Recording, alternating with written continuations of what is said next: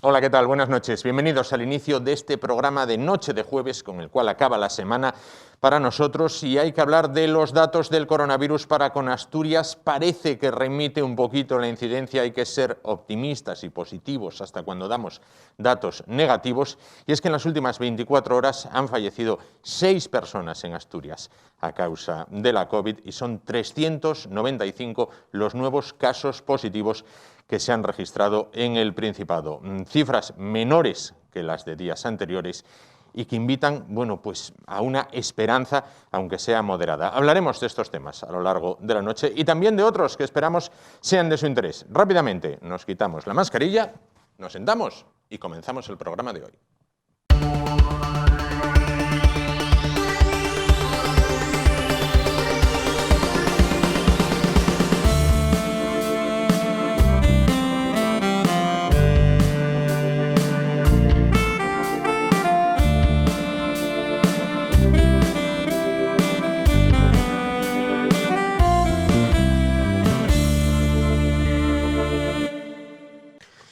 Bueno, pues comenzamos. A esta hora de la noche lo primordial es hablar de la salud, de ese tema que nos preocupa y nos ocupa a todos y en qué medida. Bueno, vamos a conectar a continuación con el doctor Alain Fernández. Bueno, él ya saben que pulsa prácticamente la actualidad del coronavirus semana a semana aquí con nosotros y se lo agradecemos. Vamos a lo primero. ¿Qué tal? Buenas noches, doctor. Buenas noches, Juan. Buenas noches a todos los espectadores de Asturias. Pues ahora mismo, desde hoy, con cierre perimetral también en el concejo de Carreño. Lo decíamos la semana Sí. pasada, que éramos de los pocos, no estábamos cerrados, y ahora mismo sí tenemos también, y el obvio, cierre perimetral en nuestro municipio. Efectivamente, se estrena el cierre perimetral para ustedes Sí. también.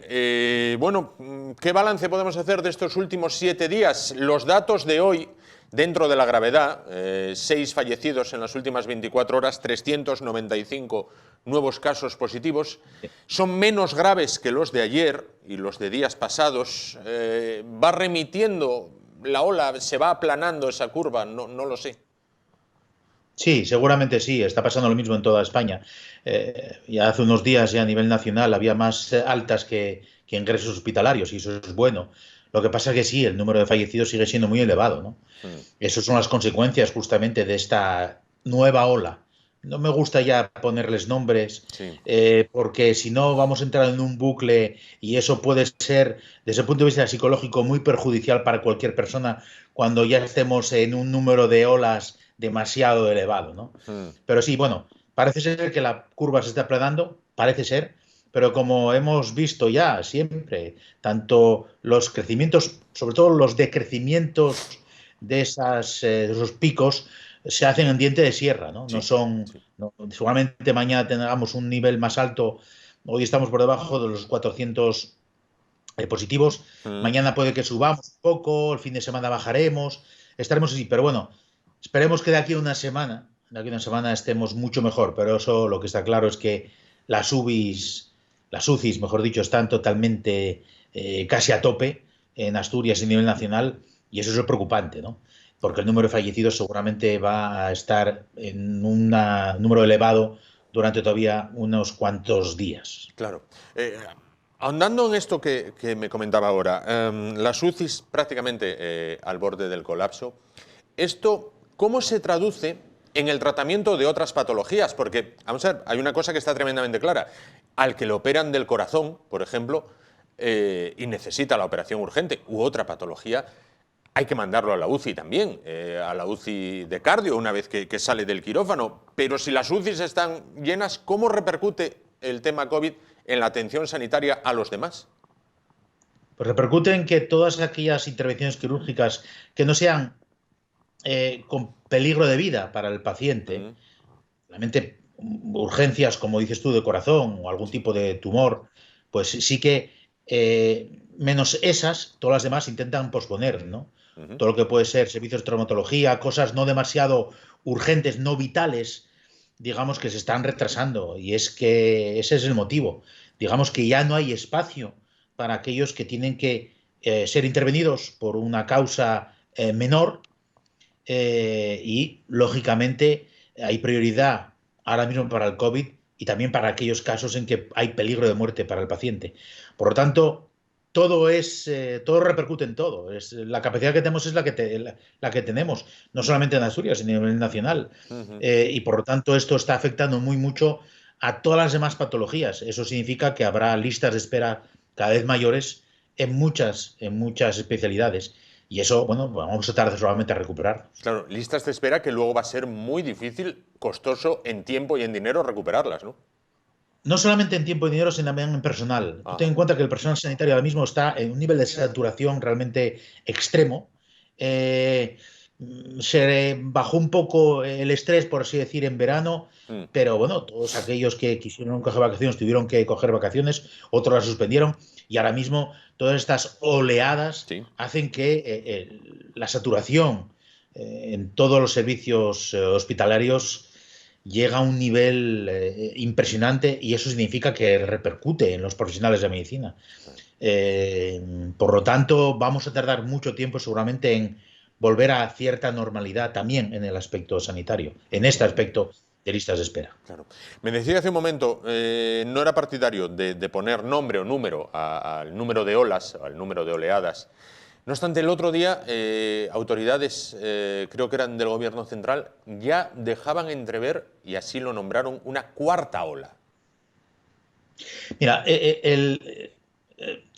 lo de la cuarta ola viene con, en algunos casos, algunas personas que están diciendo, salvemos la Semana Santa. Mm, Yo creo que cometemos el error de pensar que hay que salvar por etapas, como mm, se salvó, se intentó salvar la la Navidad, Navidad. aquí esta ola, esta tercera ola. Si empezamos a hablar de salvar Semana Santa, si empezamos a hablar de salvar el verano, estamos totalmente equivocados. Lo que tenemos que hacer es acabar con la pandemia. Mm, Eso nos va a llevar el tiempo que nos tenga que llevar.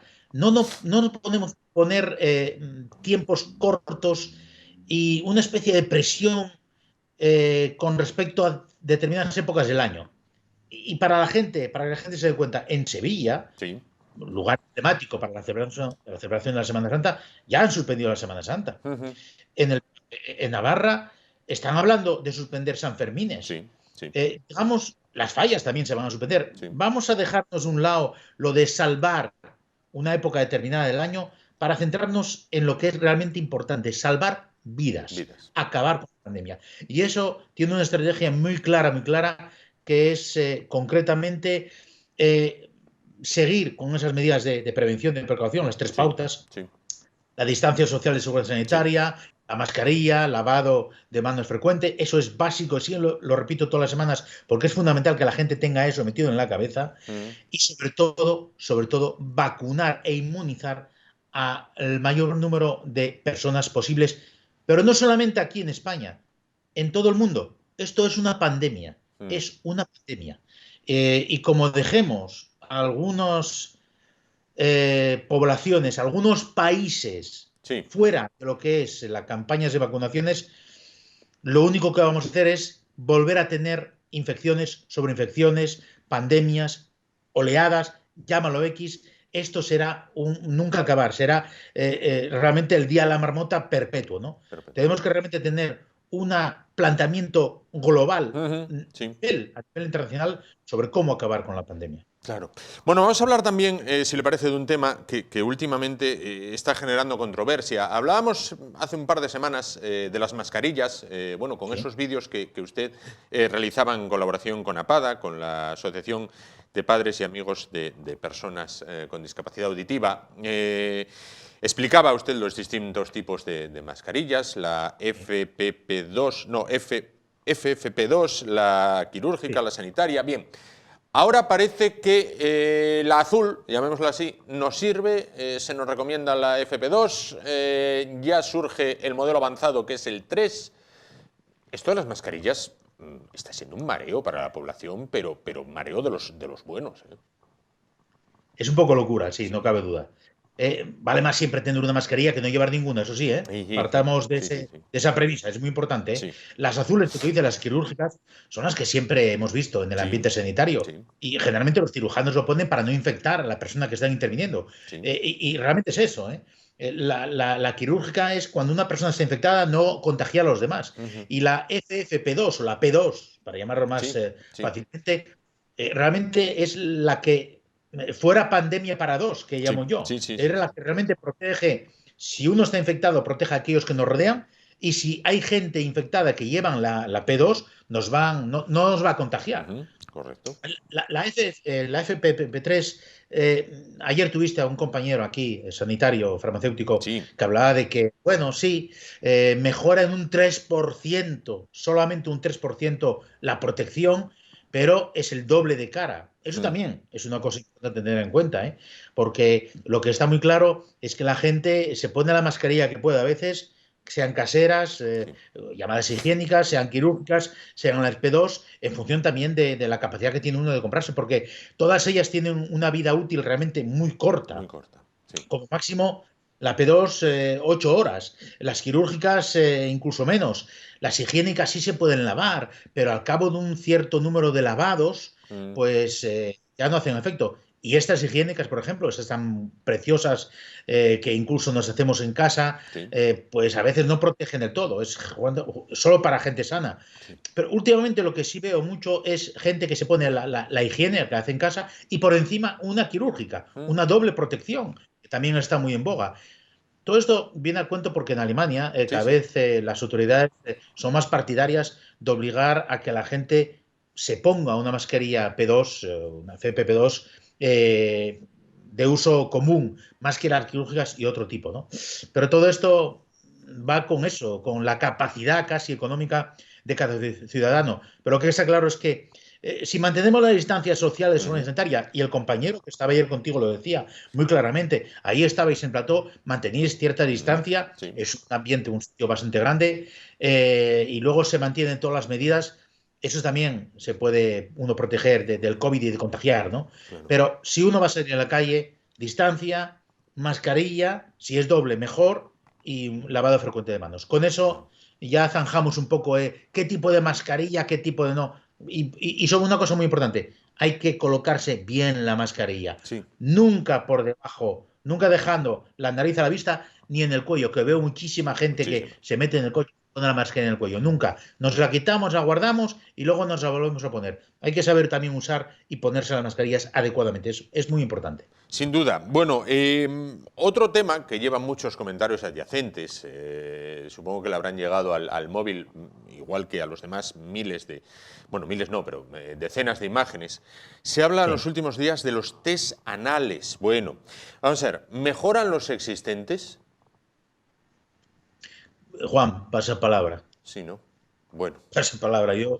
Hay temas que yo realmente, bueno, sí, salió la noticia que en China están usando esos test anales. Bueno, muy bien, de acuerdo. mm, Pero mira, más importante es como el Centro de Investigaciones Científicas de España está desarrollando un método para poder, con una gota de sangre, no solamente saber si una persona está infectada o no, sino también la carga antigénica. mm, Anticuerpos, mejor dicho, la carga de anticuerpos que tiene uno mismo. Y esa investigación, ese pack, por así decir, que quieren poner en marcha, incluso la gente solo lo podría llevar a casa. Yo creo que tienen que ir los tiros más por ahí, más por ahí.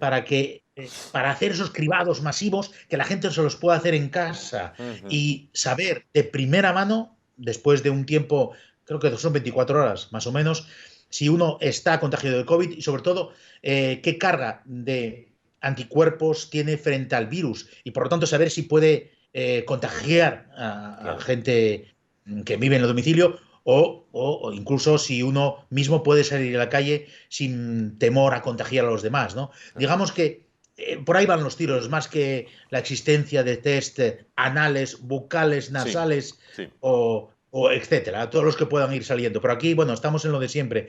Digamos que el mundo de las noticias, sean verdaderas o sean falsas, pues corre como la pólvora, Sí, ¿no? Y sí. hay veces que hay que pararse y discernir lo que es importante y lo que no. Claro.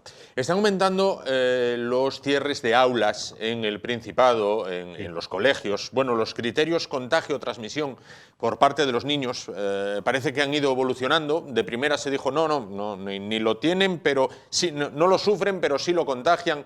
Ahora parece que ya algunos pequeños están siendo afectados. ¿En qué momento nos encontramos con respecto a la población infantil? Mira, la población infantil fue la primera que estuvo puesta en el centro de la diana, Sí. como culpabilizándolos de que eran asintomáticos y que podían contagiar.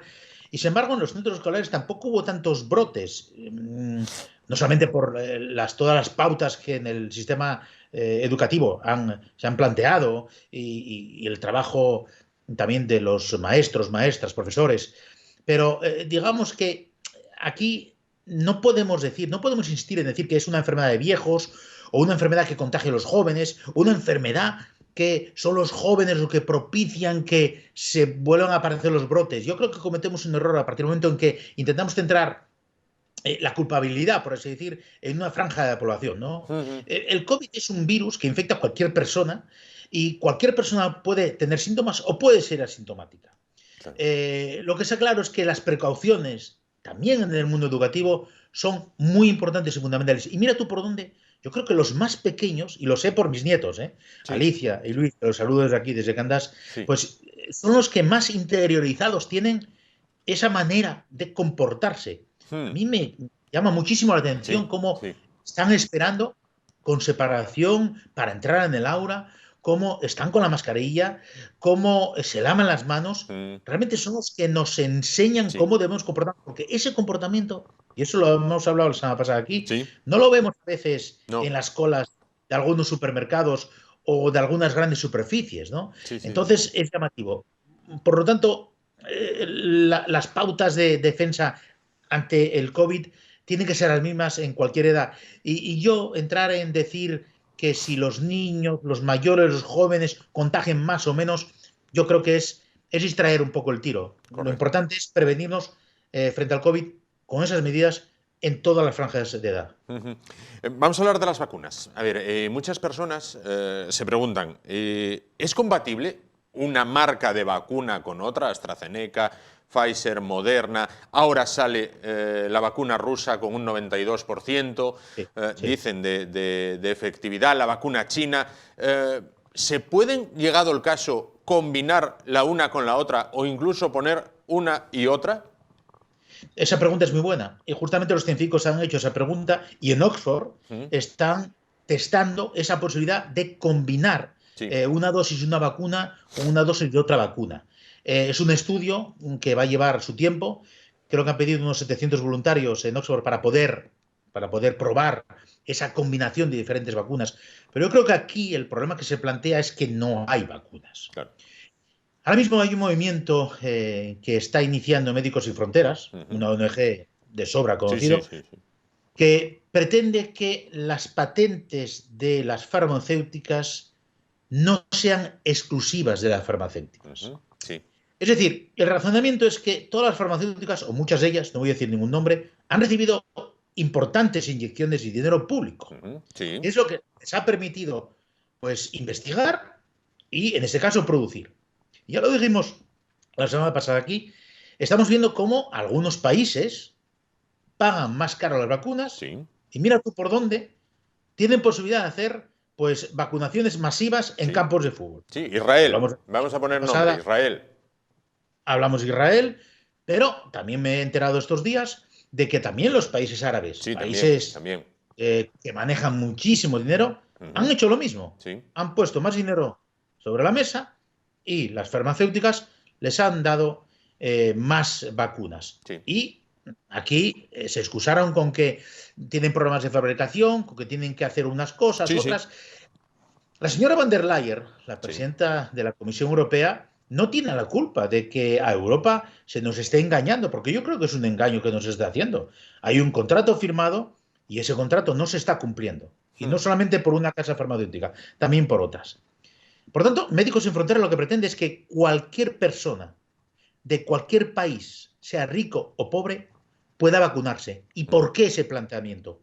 Porque como no acabemos, como dije antes, con la pandemia a nivel mundial, vamos a tener brotes sin parar. Claro. Y para muestra y ejemplo, un botón que se está produciendo ahora mismo al otro lado del mundo, Hmm. eso pensamos, pero están aquí al lado. En el Amazonas, Sí, en la ciudad de Manaus, están teniendo un brote bestial con la cepa brasileña. sí. Esa cepa brasileña que parece ser que es mucho más contagiosa y frente a la cual la vacuna no desarrolla defensas tan grandes. No es, en ese caso, un 90 o 95% efectiva la vacuna frente a la cepa brasileña, sino están hablando que ronda el 50%, la mitad. Bueno, pues como no acabemos con esa cepa brasileña, es decir, vacunando a la gente que esté en Brasil, o la gente que esté en Sudáfrica, Sí, sí. o la gente que esté en la Conchinchina, como no hagamos una campaña mundial de vacunación, van a aparecer mutaciones del virus que cada vez va a ser más difícil que podamos parar con una vacuna. Por lo tanto, la estrategia tiene que ser no a nivel de una nación, de un país, de un continente, sino a nivel mundial. Y aquí la OMS, la Organización Mundial de la Salud, tiene mucho que hacer porque no solamente tiene que poner sobre aviso de cepas sí, cepas no, epidemia, pandemia, tiene que organizar, pautar cómo a nivel mundial hay que inmunizar a la gente, hay que vacunar a la gente para acabar de una vez por todas con esta pandemia.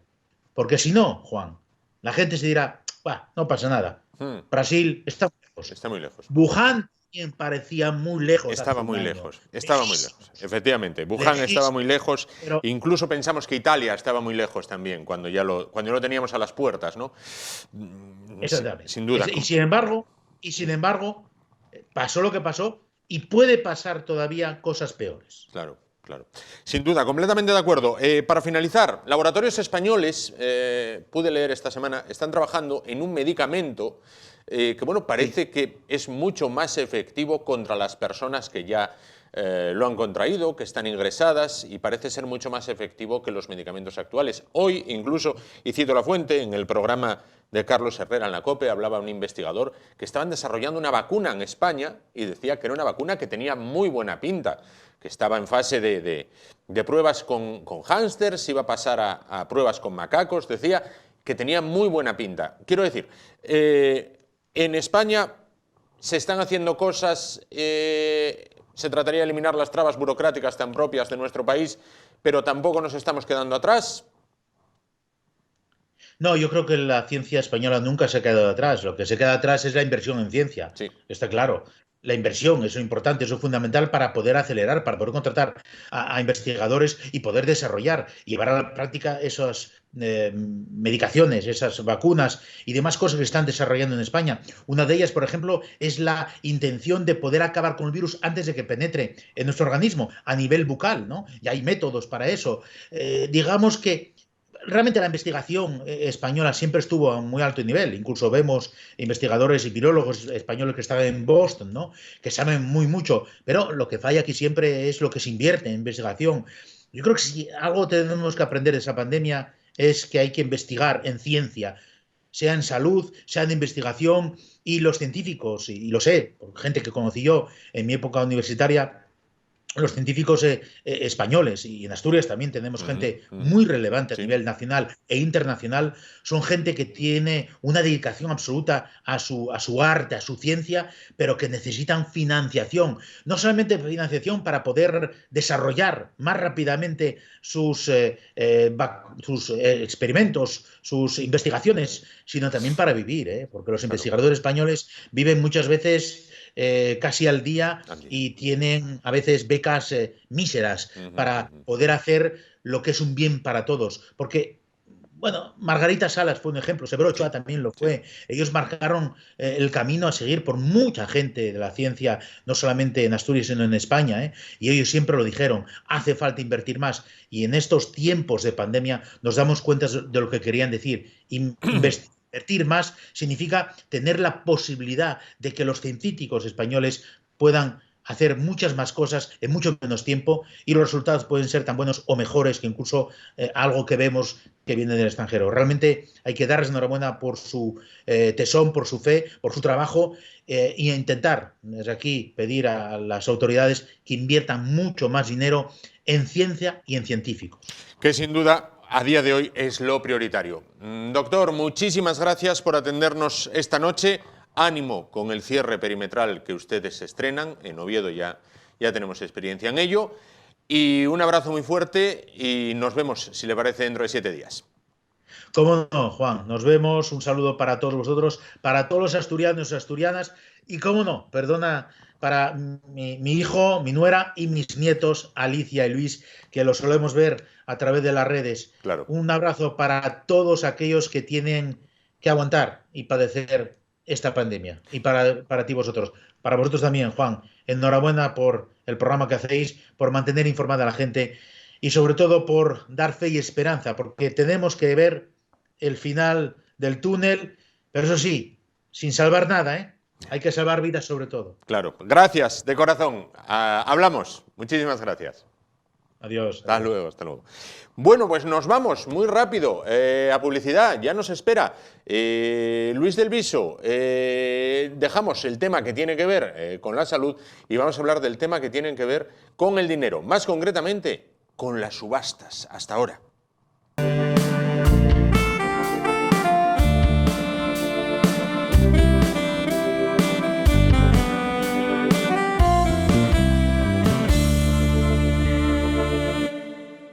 Bueno, continuamos el espacio de esta noche a vuelta de publicidad. Vamos a hablar a continuación, bueno, pues de esos temas que a muchos nos hacen temblar. Cuando te llega un asunto con la justicia, nos hacen temblar, pero bueno, vamos a aconsejarnos con profesionales, en este caso con el abogado Luis del Viso, en la sección Tus Derechos.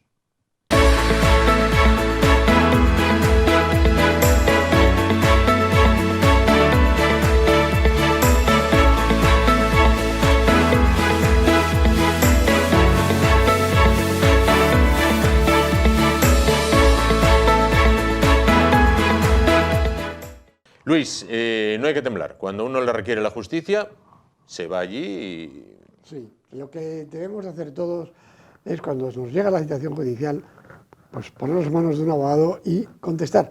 Lo que no es solución es la del avestruz, meter la cabeza en la arena y esperar a que escampe. Normalmente no escampa.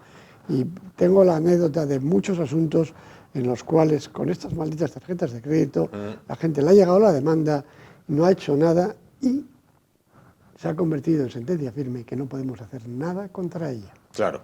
Bueno, el tema que vamos a tratar hoy tiene que ver, o es el tema de las subastas. Bueno, pues las subastas, ese mundo desconocido para muchos, entre los cuales me incluyo, que no he visto más que en las películas y en algún documental. Luis, ¿en qué se diferencian, en qué se parece el concepto que tenemos de subasta al que verdaderamente es y del cual vamos a hablar? Pues mira, sinceramente creo que en nada. En nada. En nada.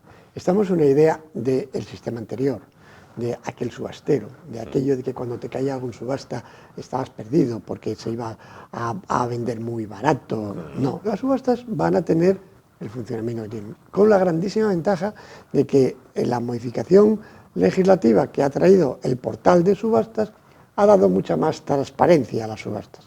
Desaparece prácticamente la figura del subastero y lo que sí podemos tener es que usemos a un técnico que nos asesore y nos guíe. Desaparece la figura del subastero y no hay esto, como yo he visto en otros tiempos, que tenías que pagar para que no entraran a la subasta porque solo entraban a fastidiar. Sí. Eso puede seguir sucediendo, pero ahora mismo queda totalmente opaco, no sabes quién es el que está entrando ni por qué está entrando. Vamos a verlo ahora con un ejemplo demostrativo. Como casi todo en España, llevaba picaresca. Muchas veces decían, es que las subastas están amañadas, se juntan 3 o 4... Eso ha desaparecido.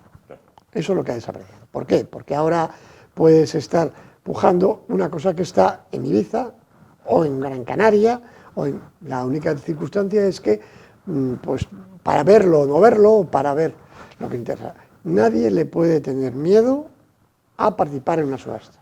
Y si eres el perjudicado, debes de intentar publicitarlo lo más posible para que cuanta más gente venga, mayor posibilidad haya de que el precio suba y a lo mejor no solamente es que puedas perder el bien, que no digo que no, pero si el valor de la subasta supera el valor de la deuda, pues ese dinero que cobras. Claro. Bueno, ¿cómo funciona el tema de la subasta?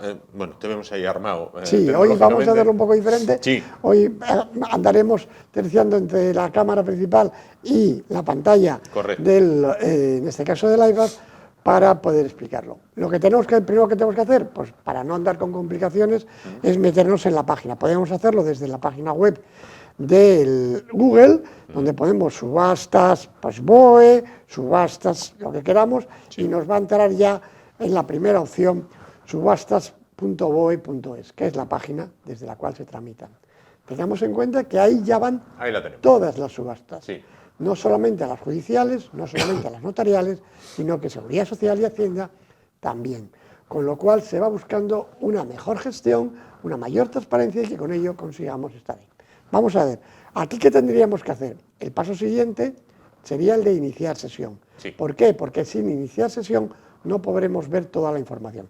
Si entramos, por ejemplo, así en primer golpe, que son inmuebles en Asturias, y vemos uno, entraríamos en este primero y para tener información de él, vemos que nos dice, para consultar información complementaria, debe de iniciar sesión en el portal de subastas. ¿Esto qué quiere decir? Que tenemos que previamente habernos registrado. Tenemos varias formas de registro Sí. y vamos a utilizar, en este caso, perdón, Uy. que me he equivocado de botón, es este, ¿vale? El primero. Ya lo tenemos, ¿vale? Ahora mismo ya estaríamos Sí. igual que antes, pero con un pequeño matiz, que arriba tenemos mi perfil y que dentro de este mi perfil Sí. te pone quién eres y te pone cosas que has estado buscando o cosas que has estado mirando o en las que has, mejor dicho, participado Sí. o interesado.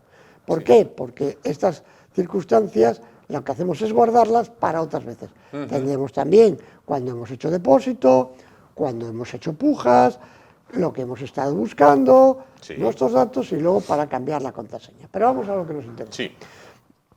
Entraríamos en buscar y en buscar veremos primero las opciones que nos está dando. Todo tipo de subastas, judiciales, notariales, de procedimientos administrativos, de la agencia tributaria o de otras administraciones tributarias. ¿Por qué? Pues porque poco a poco todas las entidades se meten aquí porque salen más interesadas, porque cuando la agencia tributaria saca algo a subasta es porque alguien debe a la agencia tributaria y cuanto más dinero se obtenga, mejor ha sido la gestión. Por eso están todas. Luego determinaríamos en qué momento queremos entrar, Sí. que vayan a abrirse, que se estén celebrando, Sí. que estén canceladas, suspendidas, ¿vale? O acabadas. ¿Y luego qué queremos? Todo tipo, inmuebles, vehículos, otros bienes. Aquí nos podemos encontrar de todo. De todo. Cuadros, derechos de traspaso, cosas que no estén en las otras dos que son las más habituales. Además, podemos acotar por dónde queremos buscar.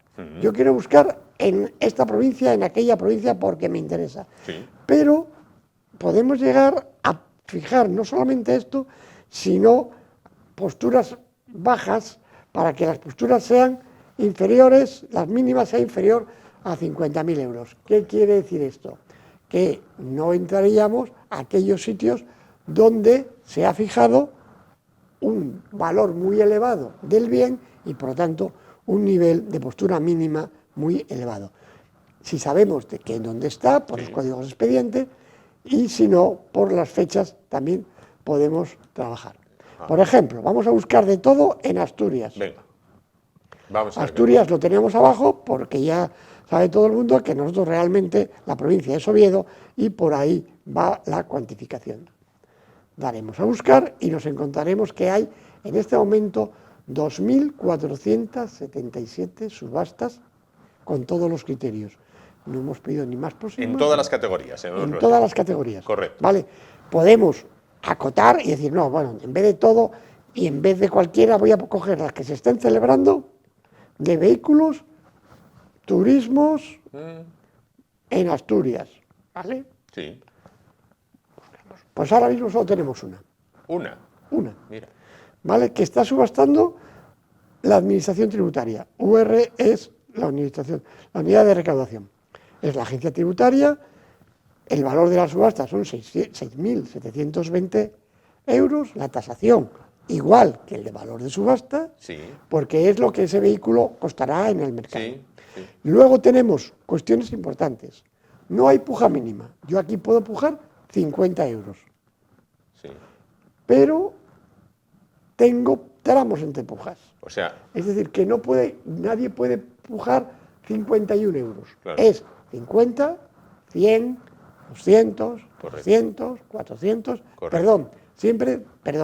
de 500 Eso en te iba a decir, 500. el tramo marca 500. Que me equivoqué, Sí, pido sí, disculpas. sí. O sea que yo puedo empujar por 50, pero a la siguiente empuja ya es 550. 550. Y la siguiente, 1050. 1050. Correcto. Aquí además tenemos quién es la autoridad gestora, es decir, quién lo está gestionando, Sí. que nos puede dar más información si nos ponemos en contacto con ellos, bien vía telefónica, bien vía correo. El bien, aquí nos indica, y nos dice algo importante arriba, teléfono del depositario, que quiere decir que puedo ver el vehículo. No siempre nos lo van a dejar, evidentemente, probar, pero sí podremos saber si el coche le falta el motor. Claro. Porque lo compramos en el estado en el que se encuentre. No podemos llegar y decir, no, mire, es que yo creí que tenía 200.000 kilómetros y tiene medio millón. Yeah. ¿Vale? Aquí no cabe esa evolución. Nos pone la matrícula, el modelo, nos dice que tiene 2 llaves, documentación del vehículo, y además nos está sacando fotografías del vehículo que Sí. dice que tiene 32.000 kilómetros. Bueno. ¿Vale? Pero además podemos ver el vehículo por la parte exterior sin tener que desplazarnos a el lugar donde se encuentra. Pero la gran ventaja que tiene es que aquí podemos verlo. Con lo cual, lo que nos faltará por comprobar es las pujas. ¿Y qué nos dice? Nos dice que han pujado en 5.000 euros. Sí. Es decir, que si yo quisiera entrar aquí, tendría que pujar por 5.500 euros. Y además nos indica otra cosa importante, que es que quedan 7 días, 1 hora, 28 minutos y 49 segundos. Claro. Pero cuidado, esto es lo que le queda hasta el final. Pero también nos indica debajo que la hora de finalización podría retrasarse. ¿Qué quiere decir esto? Esto quiere decir que si alguien puja el último día a última hora, Sí. nos prorroga 1 hora más la subasta, ¿Y siempre así? hasta 24 horas. Hasta 24 horas. A las 24 horas rompería ya. Rompería. Claro. Es decir, por ejemplo, queda 1 hora o queda media hora, ¿vale? Y ahí está marcado en 5.000. Yo digo 5.500, ¿vale? O vamos a hacerlo más de película. Queda 1 minuto. Yo digo 5.500. Y digo, Correcto. ahora ya no da tiempo. Pensaría, ya no da tiempo que A que nadie. alguien mejore. Entonces, el que puso 5.000 le llega un mensaje y le dice, han mejorado su puja. Por lo tanto, puje usted, si quiere que tiene usted 1 hora. Y Correcto. llega y puja. Va al tipo y lo sube a 6.000. Correcto. Por ejemplo. Muy bien. Y ahí se abrirían otra 24 vez, horas. Otra hora más. Otra hora más. Imaginémonos que esto termina a las 6 de la tarde. Sí. Uno a las 6 menos 5 puja. 5.500. 5.500. Ajá. Pasaría, como ha pujado, a las 6 menos cuarto, hasta las 7 menos cuarto. Correcto. A las 7 y cuarto, otro va y puja. Y Sí. puja 6.000. Sí. Con lo cual pasaría de las 7 y cuarto a las 8 y cuarto. O sea, siempre entramos de 1 hora Entramos de 1 hora desde el momento que se produzca la puja, con un tope de 24 horas. con un tope máximo de 24 horas. A las 24 horas, el último que haya pujado se lo lleva. Bueno, ya, vale, vale. Pregunta que te hago. ¿Cómo cae un piso, un coche, algo en una subasta?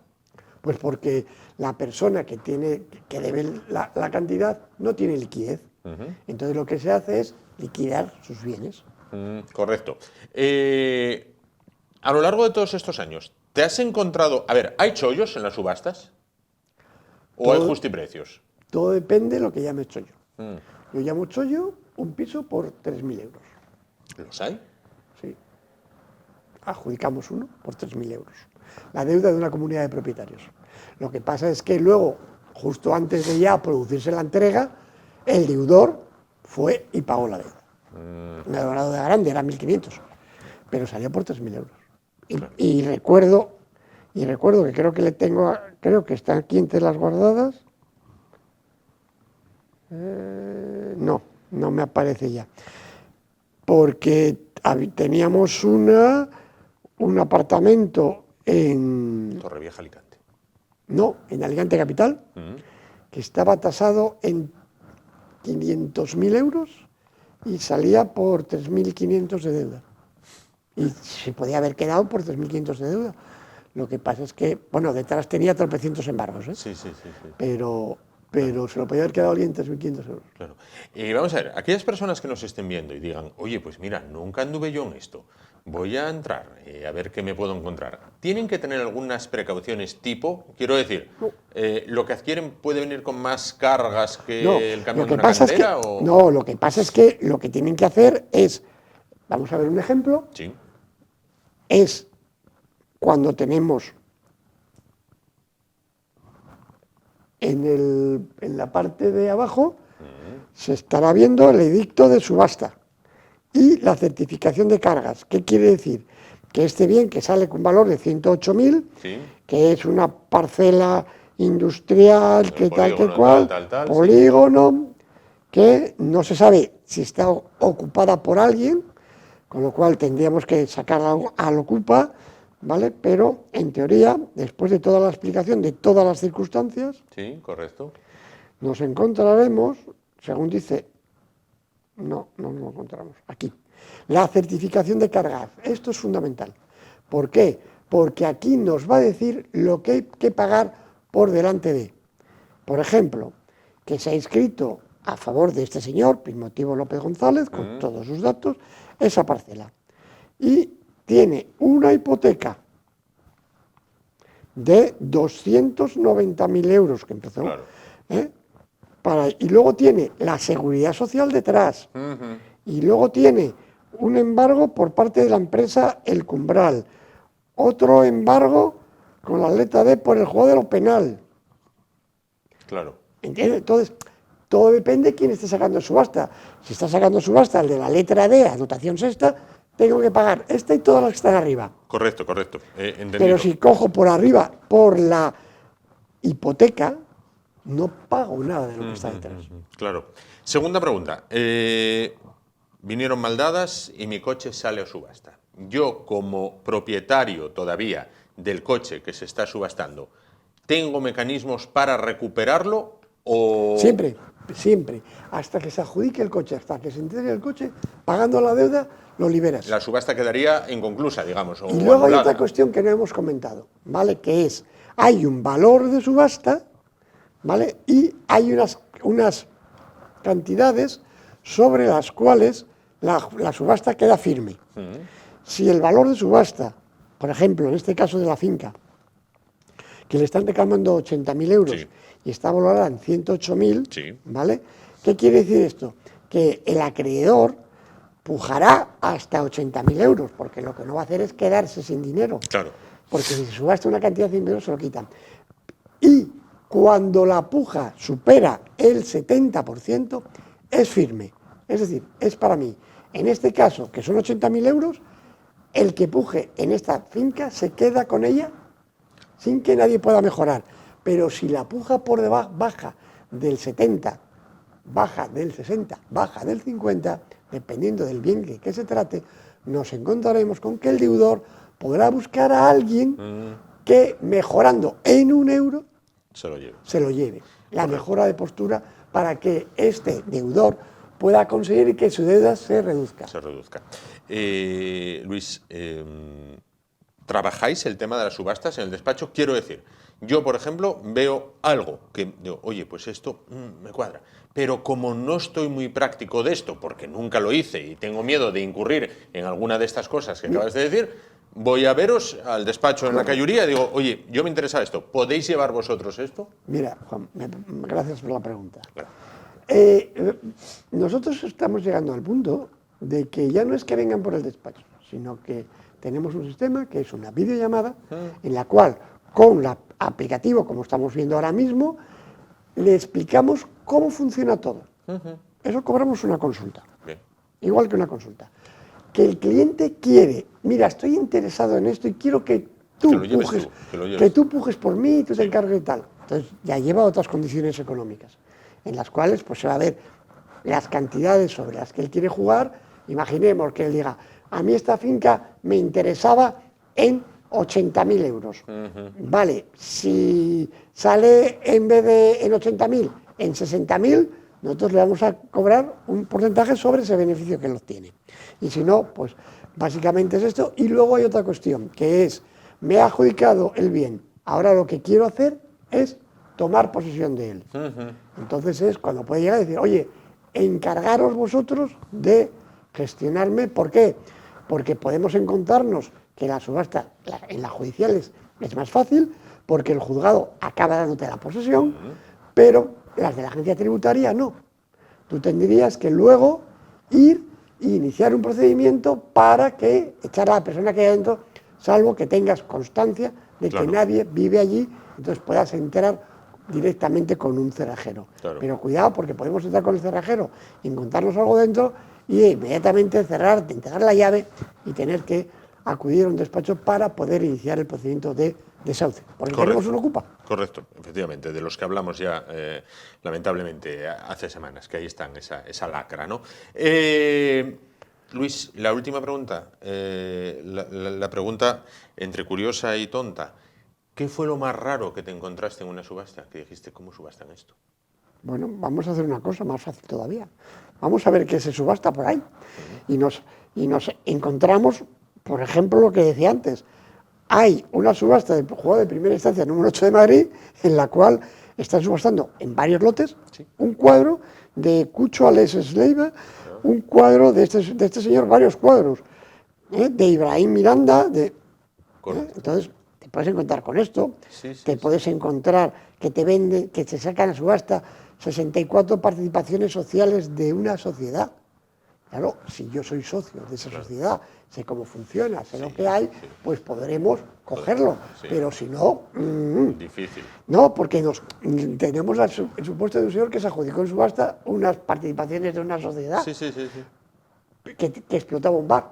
Pero claro, el que tenía el bar, lo que hizo que fue que me eche por falta de pago y metió otra empresa con otra persona y no le sirvió para nada. Y no le sirvió para nada. Bueno, Luis, pues me ha encantado. Era un mundo que desconocía completamente. A lo máximo que llegaba era a 5.000 a la 1, 5.000 a las 2, 5.000 a las 3 adjudicado, pero veo que funciona. No, y tampoco, insisto en ello, y no es el sistema de Sotheby's o de las... No. Eso es así. Con otro detalle, nunca podemos saber quién es el que está pujando. Claro. Y igual que me encontré a la baja, me he encontrado inmuebles que se han vendido por encima del valor de subasta. Claro. Por encima del valor de subasta. ¿Por qué? Porque alguien tenía mucho interés en ello y subió. Y subió hasta límites. Hasta el infinito insospechados. Yo siempre fui mucho de Sotheby's. Sí, siempre fui mucho de ese tema. Luis del Viso, abogado en Viso Abogados, despacho en la calle Uría. Muchísimas gracias por estar con nosotros. Nada, Juan, muchísimas gracias. Hasta otra. Bueno, pues nos vamos muy rápidamente a publicidad. Ahora en la pausa pueden ya empezar a bucear en el tema de las subastas. Y volvemos para continuar el programa de esta noche. Hasta ahora.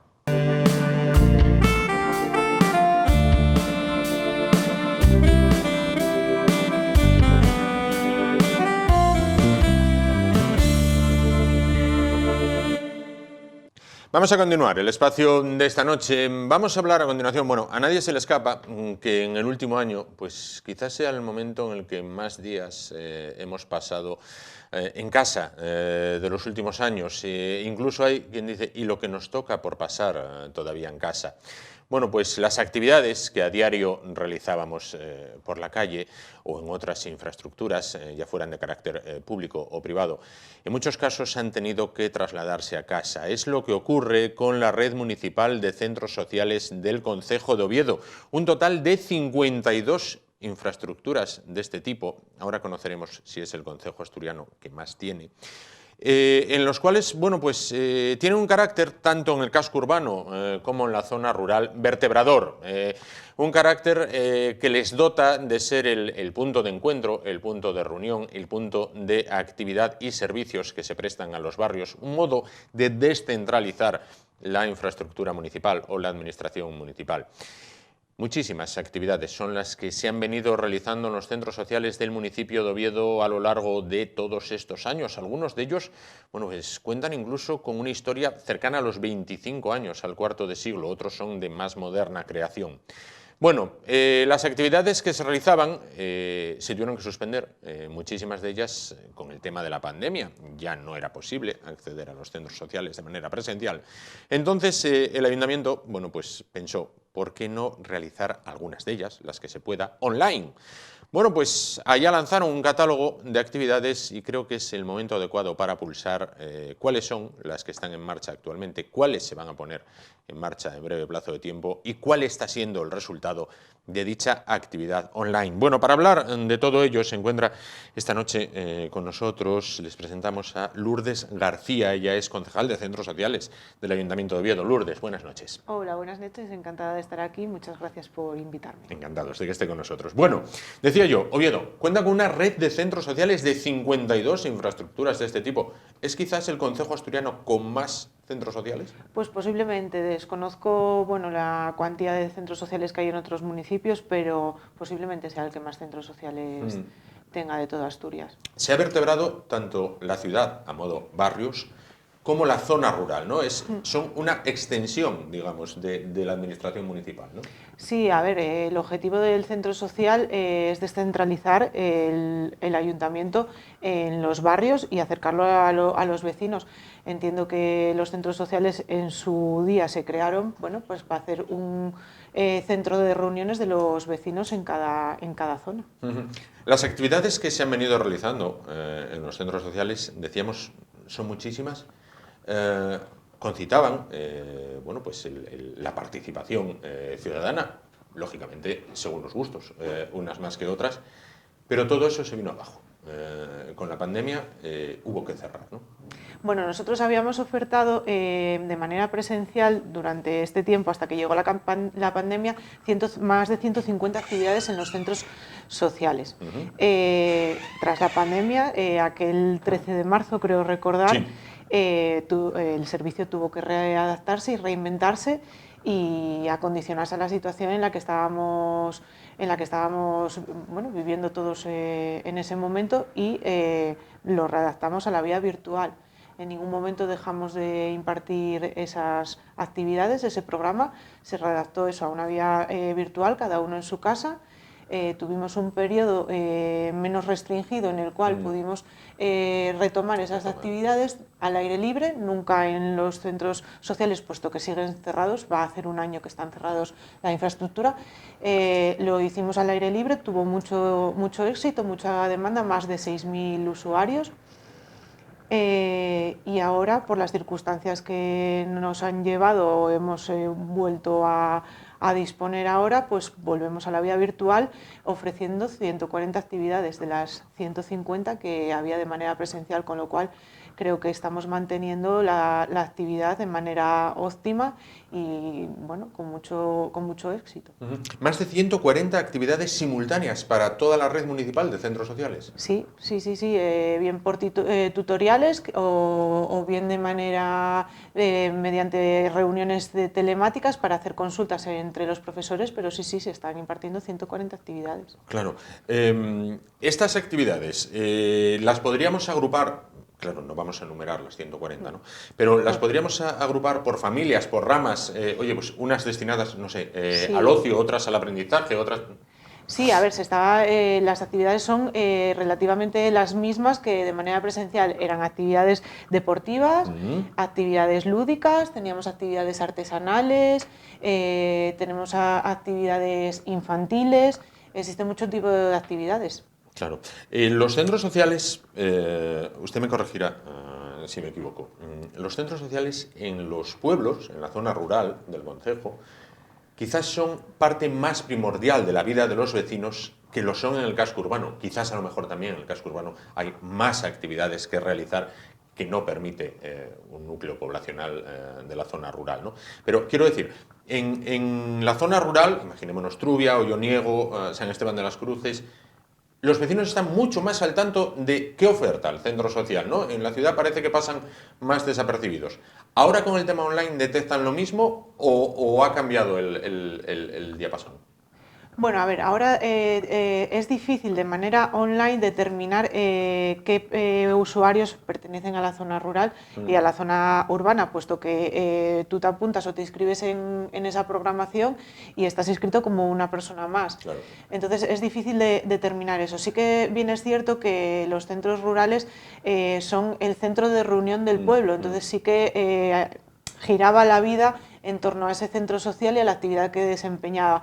Aquí en la zona urbana o bien eras usuario habitual o bien a lo mejor podías desconocer un poco la programación que se realizaba en un centro social. Claro. Entonces, bueno, ahora sí que es verdad que el centro social virtual abarca un montón de usuarios como usuarios únicos, no como pertenecientes a distintas zonas, bien sea rural o bien sea urbana.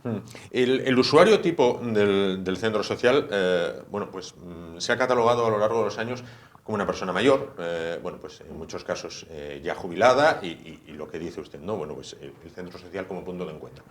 Ahora con estas actividades, digamos, virtuales u online, se capta también a público mucho más joven, incluso infantil, ¿no? Sí, hemos superado la brecha digital y estamos muy contentos porque era un objetivo desde que entramos en mandato de bajar la media de edad. Hemos bajado la media de edad en 10 años y ahora mismo ronda los 55. Claro. Claro. O sea que estamos muy contentos. ¿Qué actividades, por ejemplo, si ahora mismo tuviéramos que destacar las que están en marcha, bueno, pues, ¿qué actividades me vendería? ¿Cuáles diría a los que nos están viendo? Bueno, pues mira, tenemos bailoterapia, tenemos una actividad que comenzará de nuevo, que es la actividad de Amador, que tiene mucho éxito. Engloba esa actividad 120, 130 usuarios en la misma clase, los viernes, sí.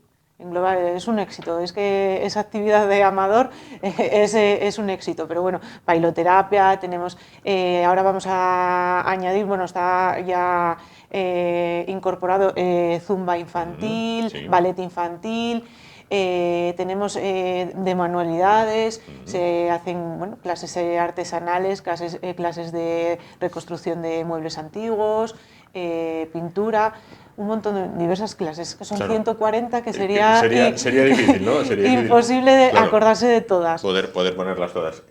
Para conectarse, simplemente darse de alta, inscribirse.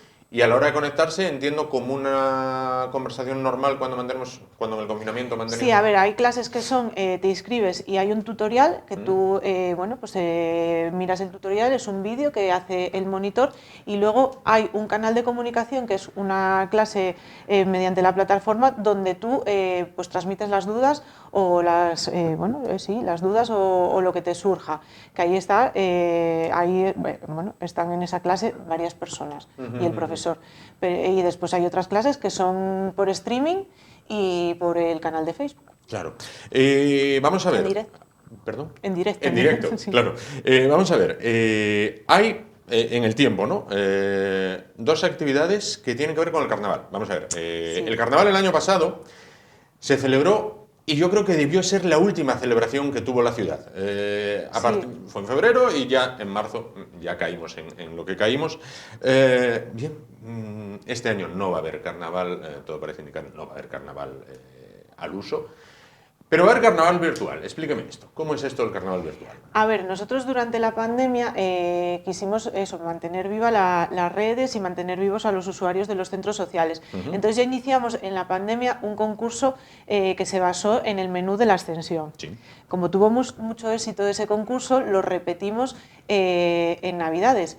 En Navidades solíamos hacer años anteriores un concurso de decoración reciclada en los centros sociales. Se decoraban los centros sociales. Como no se pudo hacer, pues lo adaptamos a la decoración en las casas con material reciclado. Correcto. También tuvo mucho éxito. Entonces hemos decidido que ya que no había carnaval, nosotros como centros sociales la ayuda que dábamos al carnaval, que como bien sabéis lo hace la Concejalía de Festejos, era proporcionar un dinero para el material de telas, de elaboración de disfraces. Este año, al no haber carnaval, pues lo que vamos a hacer por parte de centros sociales para seguir sustentando el carnaval es un concurso. Y ese concurso se basa en disfrazarte y ambientado en tu casa. O sea, hay que disfrazarse uno mismo y la casa. Sí. Disfrazarse la persona y el entorno. Sí. Bueno, bien, correcto. ¿Qué es el tema de vídeos de TikTok? Vaya por delante que no entiendo nada de TikTok. Yo lo tendría que explicar muy... Bueno, no, yo dibujando. TikTok tampoco No. lo domino mucho. No, más allá de lo que te puede llegar al móvil, que es TikTok. Muy bien. ¿Qué es esto de los vídeos de TikTok? Bueno, a ver, eso es para captar un poco el perfil más juvenil. Intentamos hacer en el carnaval o sea, en el concurso de carnaval, tenemos una media de edad que es la que usa las fotos en Facebook y demás, Sí. y lo que queríamos era captar eso, el público infantil y juvenil, que son los que realmente usan el TikTok. Entonces decidimos hacer ese carnaval, bueno, pues por TikTok. Claro. Bueno, vamos a ver. Esto no es por amor al arte, hay premios. Sí, Claro. sí. A ver, los premios son humildes, Bueno. son 150 euros por ganador.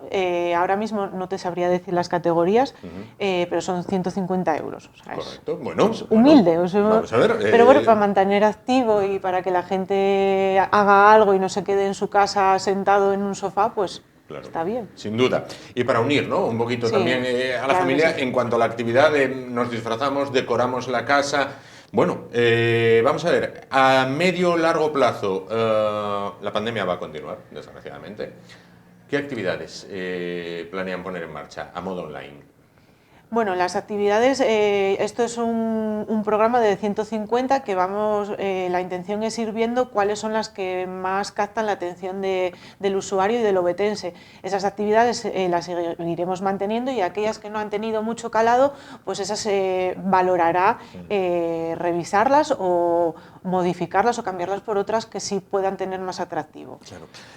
Antes de finalizar, quiero tocar una parte que creo que también es tremendamente importante. Muchas de las personas que imparten estos cursos, bueno, pues el de bailoterapia, el de manualidades, todos, con la llegada de la pandemia se quedaron sin trabajo, es decir, no podían realizar su trabajo. Esto proporciona también, bueno, pues un tema de salida a estas personas, quiero decir, se facilita también. A ver, sí que es verdad que nosotros durante la pandemia no habíamos suspendido los contratos, ellos siguieron trabajando, lo hacían desde sus casas. O sea, nunca se quedaron sin trabajo. Hemos de decir que lo que queríamos era mantener la actividad entre los usuarios y obetenses y evitar que estas personas, lógicamente, se quedasen sin trabajo, cosa que hemos conseguido porque lo hemos estado manteniendo. Sí que es verdad que durante la primera ola ellos lo hacían desde su casa con infraestructuras adaptadas a las circunstancias, o sea, móviles, ordenadores y demás. Y ahora sí que lo hemos mejorado un poco, hemos comprado infraestructura profesional y lo realizamos desde un sitio que es unitario para todos los monitores, o bien en el Centro Social de Ventanillos o bien en el del Cortijo, donde se realizan los programas de actividades y los vídeos. Correcto, pues yo creo que solamente queda que invite a los obetenses a que participen, iba a decir a que se acerquen a los centros sociales, no, a que se acerquen virtualmente a los centros sociales y prueben, ¿no? Porque los hay que ya son usuarios con mucha solera, pero los hay que nunca han participado, participan y oye, a lo mejor dicen, esto me gusta, me sigo apuntando.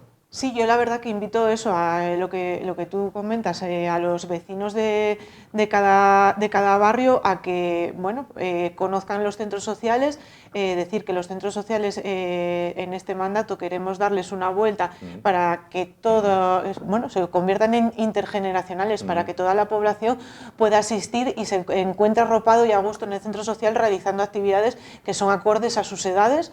Y bueno, es un objetivo que nos planteamos, que creo que estamos intentando cambiar y que algo ya se está viendo y que todo es mejorable. Claro. Pues Lourdes García, concejal de Centros Sociales del Ayuntamiento de Oviedo, muchísimas gracias por estar con nosotros esta noche y vamos a ver cómo resulta tanto el carnaval como el tema del TikTok, en este caso. Muchas gracias por la invitación. Gracias. Un placer.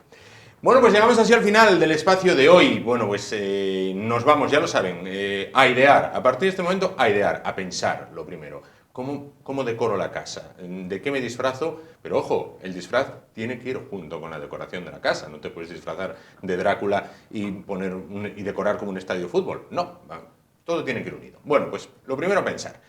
Vamos a ir pensando y volvemos el martes. Será a partir de las 10 de la noche, aquí en el JET de Asturias Televisión, en Telecable. Hasta entonces, gracias por su atención, ánimo y adelante.